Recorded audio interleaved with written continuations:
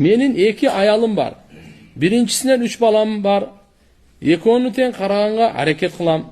Бирок экөө тең бир жакты танда деп жатат. Кызганычтан өзүм 5 мал намаз окуйм.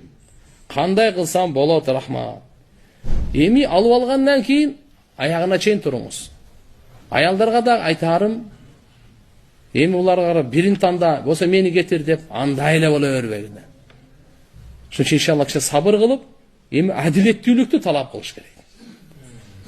Себеп деген азыр адилеттүүлүк кылбай турган болсоң, кыямат күнү чатак болот. Азыр жөндөн жөн эле экөөнүн бирөөсүн кой берсеңиз, залым болосуз. Бирөөнүн кызын алып туруп кой бере бересиң сени. Сен тамаша болсоң. Бу дин да бул. Сенин кызыңды бирөө ошондой кылса эмне болот?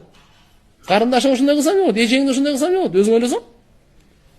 Ошон үчүн шариаттын, динибиздин талабы адилеттүүлүктү орнот. Кийим кечеде, тамак ашта, көңүл бурууда угуп тур. Только мухаббатта адилеттүүлүк кылыш кыйын.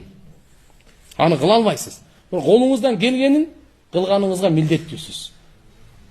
Түнкү төшөк маселесинде адилеттүүлүк кылганга туура келет. Bir tün бул жак, bir tün. Же болбосо 2 tün, бул жакта 2 tün. Адилеттүүлүк болсо эртеге эти жок. Паралич биякта турсун, жарты адам болуп келет деген.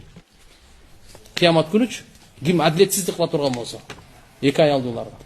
Ошон үчүн эгер адилетсиздик кыла албайсызбы, жөн жүрүңүз. Бирөө менен шүгүр кылып, ошо менен жашаңыз.